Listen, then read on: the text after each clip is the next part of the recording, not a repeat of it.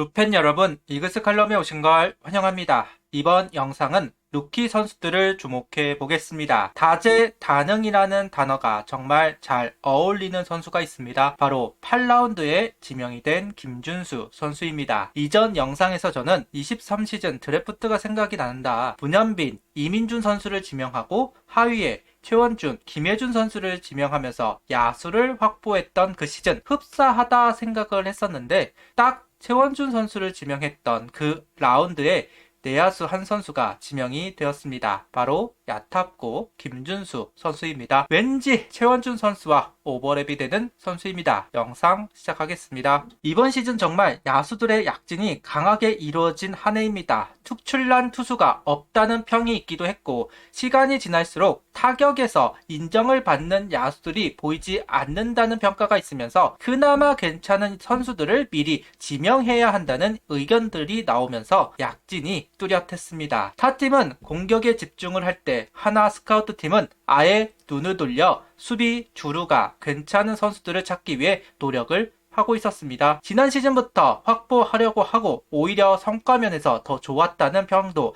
있던 것이 사실입니다. 대표적으로 배승수 선수가 역할을 받아 성과를 보이기는 했으니까요. 그래서인지 올 시즌 야수 확보를 위해 집중을 하면서 수비 주루에 장점이 있는 선수들을 지명했습니다. 상위 라운드에 지명이 된 오재원, 최유빈, 권영규 선수는 유난리 수비 부분에서 높은 점수를 얻었던 선수입니다. 외야 수비 최고 오재원 선수, 대학 유격수 수비 최고 최유빈 선수, 고교 유격수 수비 최고 권영규 선수를 지명하면서 컨셉을 확실하게 보여주었는데요. 그렇게 수비 능력자들을 지명을 하고 자완, 우완 한 명씩 지명을 하고 나서 보완픽 하나를 지명하게 되는데요. 바로 팔라 김준수 선수입니다. 앞선 세 선수만큼의 수비 능력이 있는 것은 아니지만 밸런스가 좀 맞춰진 선수가 아닐까 싶은데요.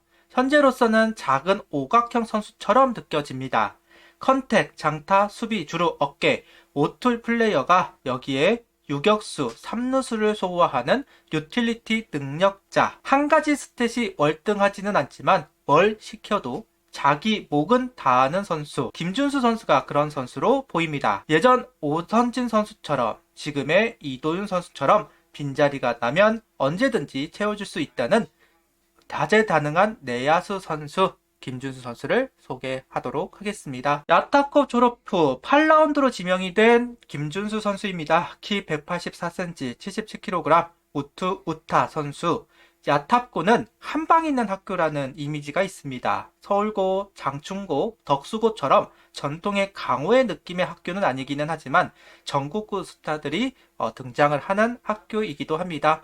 윤성민 선수, 김하성 선수 같이 스타 플레이어를 배출했던 학교입니다. 하나에는 김태현 선수가 야탑고 선수인데요. 직계 후임이 생긴 김태현 선수이네요. 그리고 왠지 활용도가 비슷할 것 같다는 생각이 들기도 합니다. 김태현 선수가 유격수를 제외한 전 포지션을 할 수 있는 선수이고 외야도 소화하기도 하는데 김준수 선수도 그 길을 걸어갈 수 있을 것으로 보인다. 유격수도 가능하니까 더더욱 활용도가 넓은 선수라고 할 수는 있겠네요. 야탑고에서 3년간 꾸준하게 경기를 소화했던 김준수 선수, 2학년 단시 4할의 타율을 기록하면서 가치를 보여주기 시작했습니다. 3학년 기록을 보면 4할은 아니기는 하지만 세부 지표는 더 좋아진 것을 확인할 수 있는데요. 3홈런, 타점도 25타점으로 늘어난 것을 확인할 수 있고 도루도 27개, 폭등을 한 기록을 확인할 수 있습니다. 타수가 늘어나면서 타율이 조정받았다는 것만 제외하면 준수한 성적표를 얻어냈다고 할 수 있을 것 같은데요. 그럼에도 8라운드로 밀린 거는 올 시즌 정말 좋은 야수들이 많아서 라고 이야기를 해야만 할 것 같습니다. 다시 NC 1라운더 신재현 선수를 비롯해서 박한결, 김지석, 김효셉, 이강민, 이서준, 김건희 등등 더 좋은 기록을 만들어내고 있는 선수들이 유독 많았던 시즌입니다. 평년을 생각해보면 김준수 선수 같은 유형은 한 5라운드, 6라운드 정도면 충분히 이름이 불릴 수 있었는데 워낙 좋은 내야수 선수들이 많았고 다재다능은 또 다른 말로 애매함, 이기도 하다 보니까 순번이 밀렸다고 볼 수 있을 것 같습니다. 2학년 당시는 선배들이 있어서인지 3루수로 기용이 되었고 3학년 되어서는 주전과 유격수 자리를 확보한 김준수 선수입니다. 모두 그런 것은 아니기는 하지만 아무래도 유격, 3루를 할 수 있는 선수는 2루와 1루를 소화하는 것이 비교적 수월하다는 이야기를 하고 있는데요. 그런 면에서 내야 전체를 볼 수 있는 유틸리티 능력을 보여줄 수 있는 선수라고도 할 수 있을 겁니다. 이런 면도 최원준 선수와 결이 같은 선수인 것 같다. 최근 최원준 선수 인터뷰를 통해 지금도 유격수 자신있고 2루, 1루 고교 시절 소화해본 적이 있다며 시켜만 주시면 어디든 역할을 하겠다는 이야기를 한 적이 있는데요. 김준수 선수도 비슷한 능력치를 갖추고 있는 것 같습니다. 타격 분포도를 보면 아무래도 하이 순번으로 밀린 이유가 있는 것 같다는 생각이 드는데요. 바로 공을 당기는 비율이 많이 높다는 부분을 확인할 수 있습니다. 2학년 당시 사이클링 히트를 기록할 정도로 타격 재능은 분명 있는 선수입니다. 특히나 변화구를 따라가서 공략하는 모습을 확인할 수 있었습니다. 바깥쪽으로 형성이 되는 변화구인데 물론 높게 걸린 변화구이기는 했지만 대처를 하고 타를 만들어내는 영상들이 제법 많았습니다. 그런 부분들을 보면서 생각을 했던 선수가 송강민 선수입니다. 스트라이크 존으로 들어오는 변화구는 김태균보다도 더 잘 공략한다는 송강민 선수가 생각이 나기는 했습니다. 아직 타격 기술은 더 배워야 하고 투수에 따라서 밀어 때리는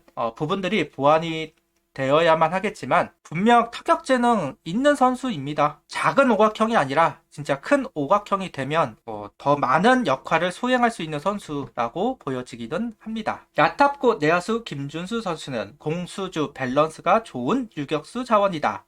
스카우트가 김준수 선수를 지명하면서 한 소개글입니다. 앞서도 이야기했듯 애매한 부분들은 있습니다. 장타는 있지만 20개 이상을 기록할 것 같지는 않고 컨택이 좋아 보이기는 하지만 3할을 넘길 것 같지는 않습니다. 수비 부분을 봐도 특출난 부분이 없는 것은 사실입니다. 어깨나 주루는 자랑을 하기에는 더 좋은 선수들이 있는 것도 사실이니까요. 그래서 송강민 선수가 자꾸 연상이 되는 이지 않을까. 20개 이상을 치는 펀치력도 아니고 언제나 3할을 기대할 수 있는 선수도 아닙니다. 물론 3번의 3할 기록을 만든 선수이기는 하지만 한 2할 8푼 정도를 기대하는 선수이기는 하니까요. 수비, 어깨, 주루 모두 자랑거리로 삼을 만한 것은 아니기는 하다. 그런데 그렇다고 한 팀의 주전으로서 모자람이 있었는가 하면 그건 또 아니죠. 왠지 김준수 선수를 바라보는 시각이 비슷하지 않을까 합니다. 김준수 선수는 하나이글스라는 명문 구단에 입단을 하게 돼 영광이다. 팀에 꼭 필요한 선수가 될 수 있도록 열심히 하겠다.